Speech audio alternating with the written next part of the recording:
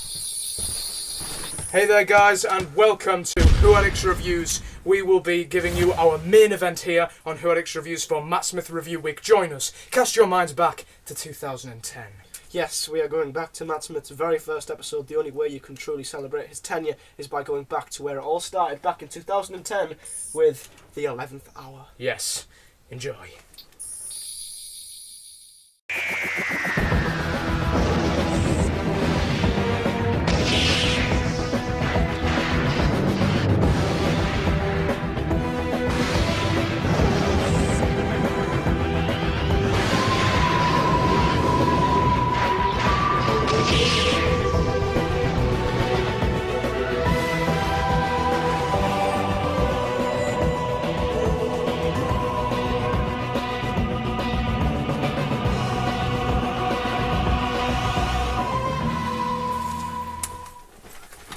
So then guys, here we go, watching the 11th Hour, and honestly, it really was just an amazing episode. I remember, it feels just like yesterday, doesn't it, since watching it for the very first time. I mean, I still remember, I missed this episode actually, but I had to go to a church service. Yes, me and my grandparents, well not me, but my grandparents are very religious, so I had to go to a church service sadly, so I missed this episode. That is something I will hold against them for the rest of my life, or the rest of their lives even. I feel for them. Yes, but I don't remember where I was. Everyone who knows me knows that I've got the memory of a sieve, so trying to think back to where I was, I'm not sure. It was probably just any normal day coming back from school, or it would have been school for me. So So let's start with the facts of this episode.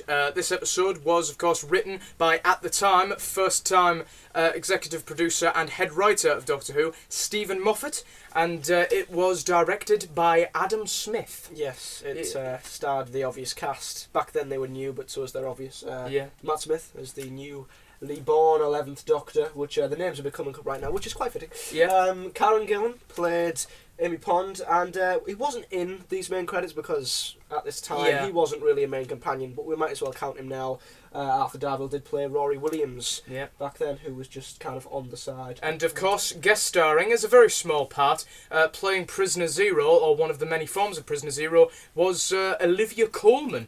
God, I thought she was well too known an actress in Britain to be in such a small role, but still. Yeah, brilliant. I thought But anyway, we might as well talk about that. The intro. The intro. It started straight off from the end of time, and of course it began with the usual panning out from the moon down to the atmosphere of planet Earth, with the usual dun dun dun, and then into Earth. That happened quite a lot in the very first episode of the modern series. I mean, Rose and the Runaway Bride, and so on and so on. So it was quite calling back to quite a lot of the modern series openers. I think it opened like that in Bad Wolf as well. Yeah, it did. So it really was brilliant how Moffat decided to do that, panning out, because obviously that was a big part of Russell's era, so it was great for them to do the going down into the atmosphere of Earth. That was actually quite a good opener. It wasn't Bad Wolf, by the way, it was Army of Ghosts. Yeah. Just remember that. I got mixed up. But anyway, the opener, it opens straight after the end of time. The Doctor had just been newly regenerated. He lost his jacket somehow. Don't know how the hell that happened. But yes, he is hurtling towards planet Earth, London, and above you can just see the TARDIS crashing everywhere. The 10th Doctor's inside of the TARDIS is exploding. Do you like my... Exactly like that. Exactly like that. Very accurate. Yes, and Matt Smith's Doctor is seen dangling from the TARDIS, and he's only just been born, literally, and he's already almost close to death. That's the result of it right there. Yeah, there it is. Destroyed a little girl's garden. What a dick. But no, straight away, I don't remember this because I think we all judged him. I mean, we can all deny it, but I think we all did judge him in a way, and I deeply regret that. I don't think I judged him as much as other people. Some people stopped watching, and some people just laced him for the entire time. For all of us, it was very, very difficult adapting to this. Oh, of course. Because a complete change, completely to what we're all used to. Different head writer, different TARDIS, different everything. So back then, it would have been difficult for all of us to accept it, but I got to admit, looking back now, Matt was fantastic in his first few moments. Yeah. He could have shied away from it. You know, I mean, coming straight after a doctor like David Tennant. Oh yeah. He could have shied away from it, but he dived in head first. He did. He stamped his foot down. He did. He came into the role with such enthusiasm and such wit in the very beginning, which was brilliant. And I did notice while reviewing it. I only just noticed it while reviewing it actually. And funny enough, a lot of people did criticise Matt in his very first episode for acting too much like David. What other Doctor was he? I'm addressing those people.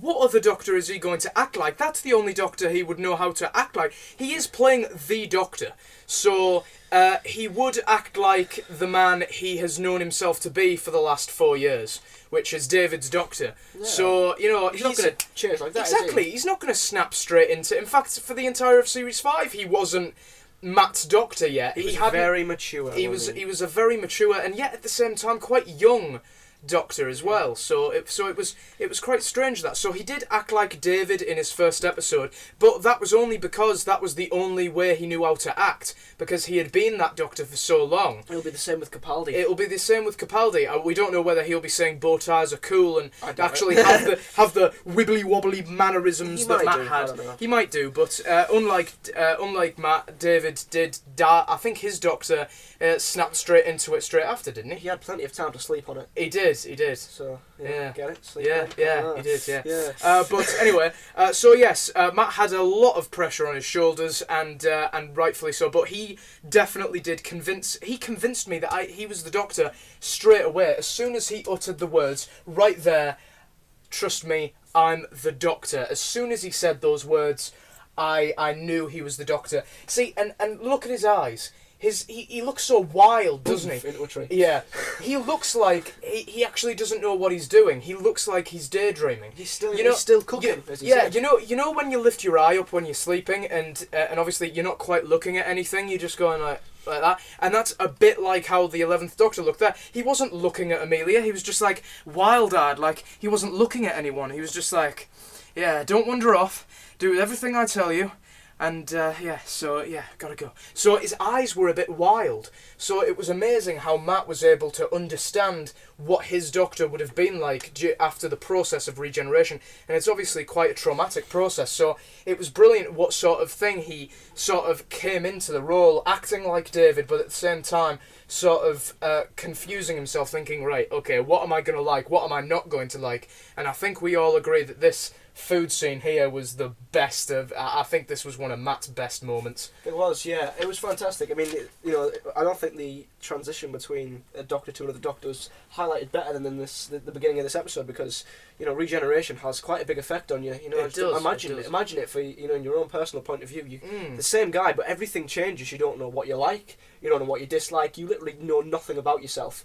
You're reborn. You literally have to learn about your entire self. So yeah, he portrayed that brilliantly, because as you can see, it's hilarious. Exactly. He had no idea who he was. He had no idea what he liked. And that couldn't have been acted in a better way than Matt Smith. He was absolutely fantastic. He was, honestly, one of the greatest introductions to a Doctor ever, I think. He showed such confusion. He was like, who am I? I don't quite know yet, but I'm going to find out. So, he honestly, like you said, he portrayed a new Doctor with such brilliance. It's just, oh my God. Just such brilliance right there. I think people underestimate his performance in the 11th Hour. They really did. One of his best performances, without a doubt. And as I said, for the entire of Series 5, he didn't quite come into himself as the Doctor, as the 11th Doctor. He didn't quite start to become his bumbly, not until A Christmas Carol. Not until A Christmas Carol, no. But his Doctor hadn't quite evolved in Series 5, so in this, fish fingers and custard, the most iconic part of his tenure, probably. He makes it look tasty. He does, and I have actually tasted fish fingers and custard. It is actually very nice. I haven't. I need to. You should have seen the school cooks. They were actually so weirded out by me. Probably were. They would be if you were just eating fish fingers. Yeah. Just normally. But he got. I think this girl was fantastic right here. Yeah. Caitlin Blackwood. Yeah. Karen Gillan's cousin. She was brilliant. She was the first person to ever portray Amy Pond, if you think about it, Amelia. Yeah. And she was brilliant. She really was. Karen Gillan, I think, said in The Doctors Revisited, or they were talking about companions, and Karen Gillan did say that her cousin sort of gave her the sort of outline for how Amy Pond should be. Karen Gillan sort of gave her cousin sort of gave Karen Gillan the starting point for the character. Because her portrayal of Amelia Pond in the beginning was really brilliant. Had that innocence of a little girl to her, and obviously the scary crack in her wall that was traumatizing her and wouldn't let her sleep. So, and yet she didn't let that faze her at all. She didn't at all come across as a very scared child. You know, she was staying there on her own. Her aunt went out or got sucked up by the crack. I don't know what that was. But Amelia certainly did come across as a very headstrong little girl, and wasn't even scared of the Doctor. Found him amazing, of course, but at the same time didn't let his amazingness. She had that look on her face as if to say, "You're a bit weird, aren't you? Exactly. God, look at you. I wouldn't want to bump into you in an alley. You're a bit scary." But yeah, it was brilliant how she portrayed him, which gave the outline for how Karen Gillan played her for the rest of her run as a companion.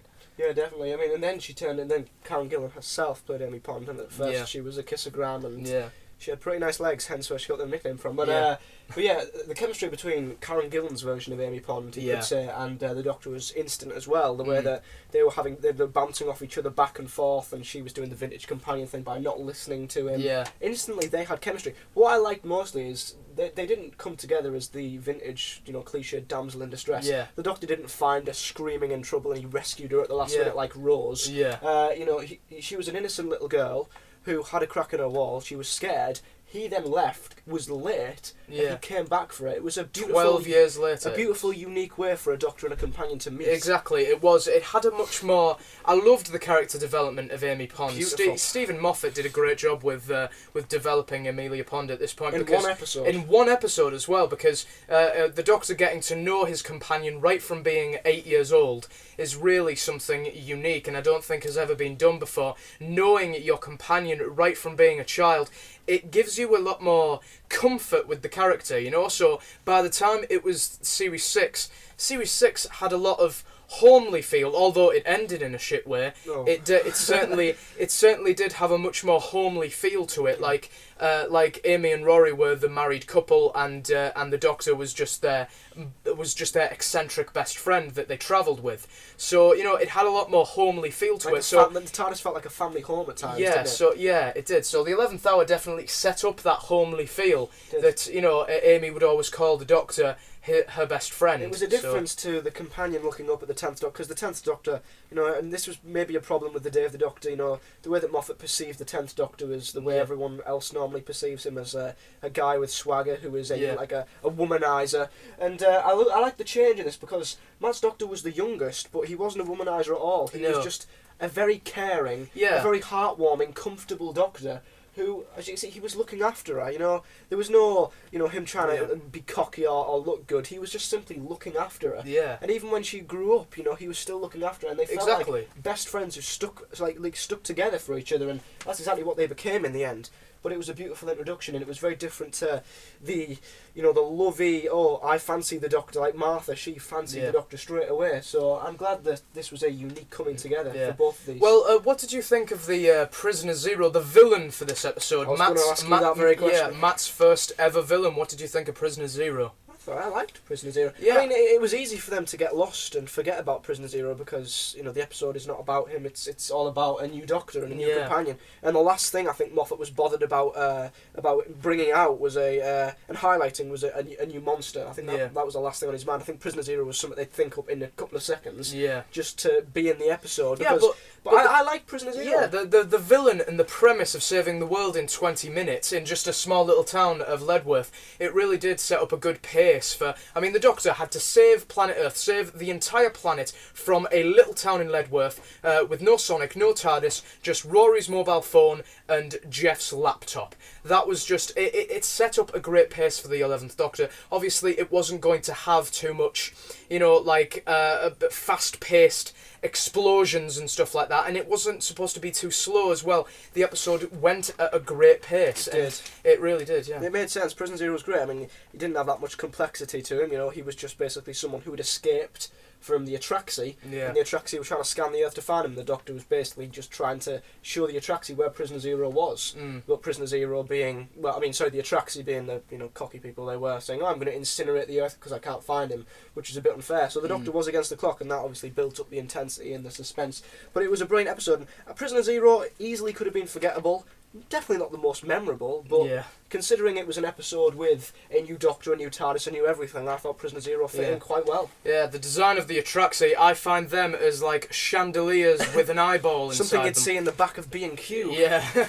No, but I liked it. I'd love that in my living room. But no, the design of Prisoner Zero was something classically CGI. I mean, the CGI obviously wasn't that good in this episode, I'll say, but definitely the design for Prisoner Zero was something basic, and yet the design of some sort of snake was actually quite good as well. And also another great cameo from Olivia Colman, who we all know from Broadchurch. I was quite shocked that she was in such a small role in this episode. I thought, right, Olivia Colman, she deserves better in Doctor Who, don't you think? Yeah, true. I don't know. I can't remember back to 2010 if she was as successful. I'm not exactly a fan. I don't really research much on her, but she's definitely a big actress now. Anyway, I don't know if she was nearly 4 years ago, but but one thing that I did like about Prisoner Zero, I'm always intrigued to a shape-shifting story. That's why I wish they'd use the Zygons more often. Yeah. Like the shape-shifting episode in Torchwood, do you remember that? Yeah. I love shape-shifting stories because there's just the mystery of,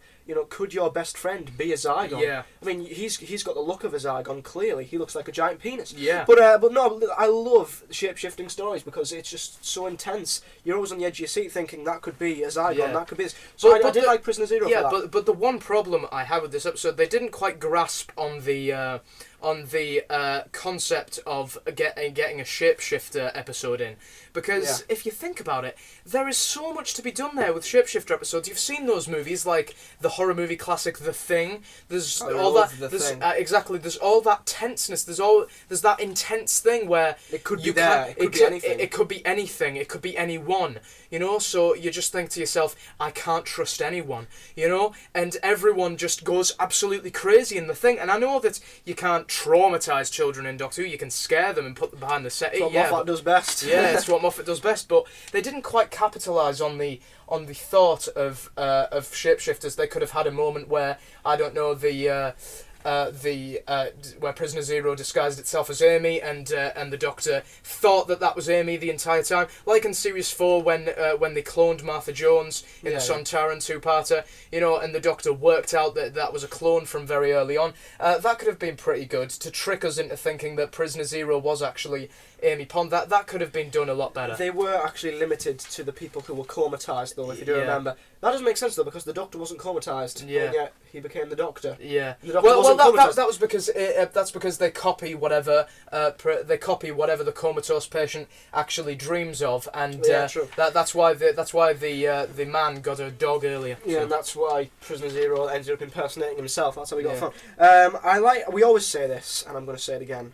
Murray Gold, a completely new soundtrack. Brilliant. I mean, it's easy to make a new TARDIS and give it a new feel. It's easy to make a new Screwdriver, give it a new feel. Yeah. But to make a new soundtrack and make it feel different is a very difficult thing to do, I'd imagine. Is. And it fitted Matt's Doctor and the episode so well. It was debut of I Am the Doctor. Yeah, and brilliant. It was honestly really brilliant. It gives me chills even to this very day. I honestly get chills on my arm every time I hear I Am the Doctor, and especially that scene on the rooftop, which we will get to. It was the greatest scene, probably one of Matt's best moments. Do you think Prisoner Zero was a bit panto? I've got this in my notes. I just thought when Olivia Colman's version of Prisoner Zero was confronting the Doctor in the hospital, I just thought it was a bit too panto. Yeah, I felt like shouting boo at the screen. I'm going to conquer the world, and there's nothing you can do about it. It's a bit like, oh no, you can't. I mean, honestly, what if? Exactly. I mean, what if? I just honestly didn't get Prisoner Zero's motives. I mean, he was an escaped convict. He escaped it into planet Earth, but why was he actually put in prison in the first place? Yeah, it wasn't really highlighted. Yeah, I mean, and plus, I mean, what was his... them legs. Yeah. What was his actual motives for wanting to take over the world? I mean, the Sontarans in the Sontaran two-parter they wanted to clone planet Earth so that could aid them in their fight against the Rootans, so that they could fight in the war. Yes, that motive was explained, but in this episode, Prisoner Zero's motives of taking over planet Earth. Why? You know? Well, as any convict, he was just on the run and he was trying to stay alive as much as possible. Yeah, but like you said, they probably made up this villain in like 2 minutes. So it was the focus was on that this was Matt's first episode, and like I said, it was a great pace for him, and it gave him the chance to strut his stuff. It did. And it really was. But spending it was his stage. Exactly, it was his stage. I mean, David, as much as I adore the man. More than I should, but honestly, David was gone. The only thing of David was his sonic screwdriver and his ripped up suit. That is all there was of David in this episode. And well, Matt slightly acting like David as well, which I've pointed out. So I think it was lovely that Matt actually took notice of what was before him. He didn't go, right, David's gone, time to do what I want. He did sort of start to think, right, okay, I've only just regenerated, I'd act like David, wouldn't I?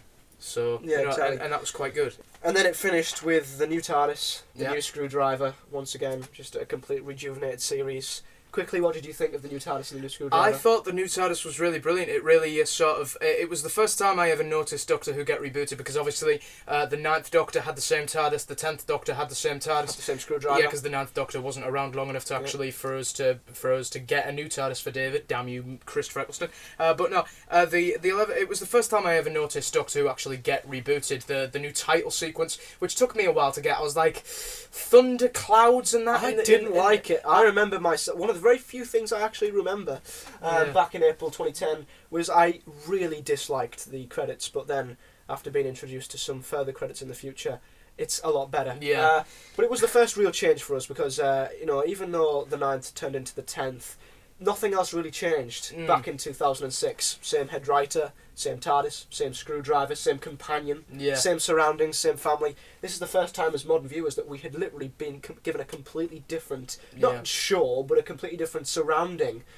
So it was very difficult for us to adapt, and it couldn't have been done in a better way. Yeah, so, definitely. Do you want to conclude? Yeah, definitely. Right, this was a great episode from start to finish, as Matt Smith had taken the role with nothing but enthusiasm and grace, with excitement in every step of his performance, which I enjoyed brilliantly. Despite what others thought about him in the beginning, the 11th Hour had proved us all wrong that Matt Smith was not just a poster boy. He certainly brought an old man sort of way to his performance, while also giving it energy as well. It was great how Moffat started out Amy as a headstrong little girl, but grew up to be an emotionally secluded young woman, but hadn't moved on from her imaginary friend, the Raggedy Doctor, and that was all because of the Doctor. Matt Smith got to strut his stuff for the first time with some great dialogue and handled the technobabble very well. He didn't ignore David's Doctor and even spoke like him for a bit. The best introduction to a Doctor I've seen since 1970s Spearhead from Space. 10 out of 10. Brilliant. Okay, the 11th Hour was a do-or-die episode for Stephen Moffat and Doctor Who, as literally everything changed, and it couldn't have been done in a better way. The plot was beautifully written, introducing a new Doctor brilliantly, as Matt Smith depicted the transition between 10 and 11 in a perfect way, showing eccentricity, insanity, wit and sarcasm. Karen Gillan was great as Amy Pond, along with her cousin Caitlin Blackwood, who was fantastic also, who played Amelia. As she wasn't the cliched damsel in distress, she was a little girl waiting for her imaginary friend, which, as I said earlier, was a beautiful twist and a nice change. Prisoner Zero, like I said, wasn't the most memorable, but definitely fitted into this episode pretty well, I think. It was enjoyable nonetheless. The direction by Adam Smith was amazing in this episode. One of the best things I think about this episode was the direction from Adam Smith. And like I said, the regenerated soundtrack by Murray Gold was fantastic. Very difficult for him to pull this off, but he really did give a new light and a new atmosphere and a new feel to the rejuvenated Doctor Who that was back then. And along with that, there was the new TARDIS, the new screwdriver, which was also fantastic. And the highlight for me was Matt's outstanding performance. He really did stamp his foot down in Doctor Who, said, this is my show now, deal with it, to any David Tennant fangirls. So overall, this was a gamble from Stephen Moffat, but I think he won the jackpot with a brilliant cast, a brilliant show, and more than anything, a brilliant doctor. Matt Smith, I salute you. 9 out of 10 for the 11th hour. Oh my god, brilliant. Well, there we go again. Matt and Karen Gillan running and running and running. And we finish on a fat guy in an ice cream van. Yes, definitely. Well, sadly, that running for Matt will soon finish in a couple of weeks' time. It's awful to think about, but, you know, don't forget to watch on Thursday, as it will be Harry Williams who will be reviewing The Time of Angels and Flesh and Stone just a few weeks after this episode, so don't forget to watch that as well, and the rest of Matt Smith Review Week. Hell, just watch the rest of Matt Smith Month, because we will have a lot of stuff bringing to you here on Who Addicts Reviews for Matt Smith Month. Click the subscribe button now. Also give this video a like, and also comment your views on the 11th hour. Tell us where you were, if you can remember watching Matt's first episode, and your views on how you think he was in this episode. He was brilliant. Oh, sorry. Yeah, I know. Wait till your turn. But anyway, it is its turn. But anyway, I'm James Wilson. I'm Matthew Rowney. And this has been Who Addicts Reviews. Merry Christmas.